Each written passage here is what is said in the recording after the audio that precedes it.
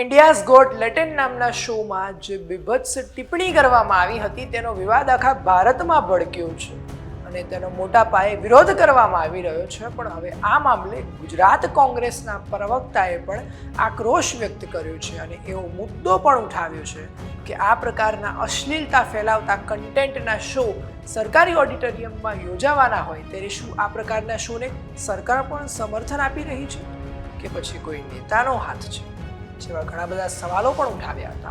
તેના પર વિસ્તારે વાત કરવી છે આ વિડીયોમાં.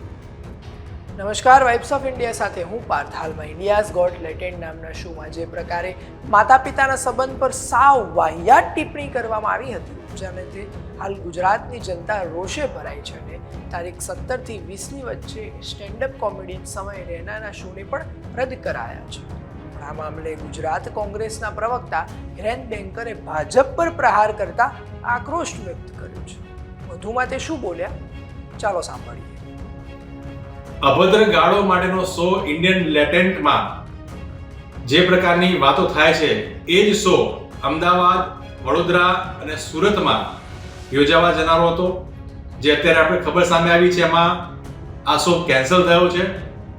પરંતુ આ શો અમદાવાદ, વડોદરા અને સુરતના સરકારી ઓડિટોરિયમમાં એટલે કે સુરતના સંજીવ કુમાર ઓડિટોરિયમ, વડોદરાના પંડિત દીનદયાલ ઓડિટોરિયમ અને અમદાવાદના ઔડા ઓડિટોરિયમમાં આ પ્રકારના શોનું આયોજન કરવામાં આવ્યું હતું. સૌથી મજાની વાત એ છે કે જે ઓડિટોરિયમ એ સરકારી કામો માટે, શૈક્ષણિક કામો માટે અને સામાજિક કામો માટે ઉપયોગ કરવામાં આવતો હોય એમાં આ પ્રકારના અભદ્ર વ્યવહાર, અભદ્ર કન્ટેન્ટ પીરસનારા શોનું આયોજન કરવામાં આવ્યું. આયોજકો કોણ હતા અને જેના માટે પોલીસ પરમિશન જોઈએ, કોર્પોરેશનની પરમિશન જોઈએ અને બધું થયા પછી માંડ આપણને એક હોલ મળતો હોય છે, એ કયા નેતાના આશીર્વાદથી એ રાતોરાત એને મળી ગયા? અમદાવાદમાં મળી ગયો, સુરતમાં મળી ગયો, વડોદરામાં મળી ગયો. એ કયા નેતાએ ફોન કર્યો હતો જેના કારણે તરત આ વસ્તુ મળી ગઈ? આ સંપૂર્ણ તપાસનો વિષય છે.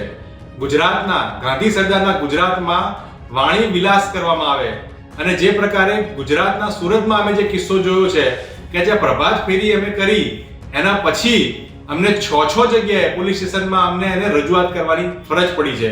એવી જગ્યાએ આ અભદ્ર વાણી વિલાસના કાર્યક્રમને કયા ભાજપના નેતાના આશીર્વાદથી, કયા આયોજકોના કારણે આ તાત્કાલિક પરમિશનો મળી ગઈ અને અત્યારે એ કયા કારણોસર એને કેન્સલ કરવામાં આવ્યો છે? આ સંપૂર્ણ તપાસનો વિષય છે. સરકાર ખરેખર બીજી બધી વાતો કરવા કરતા આ ઉજાગર કરે કે એમાં આયોજકો કોણ હતા, એમાં ભાગીદારો કોણ હતા, આ ભાગીદારી કરીને કોને ફાયદો કરવાની વાત હતી.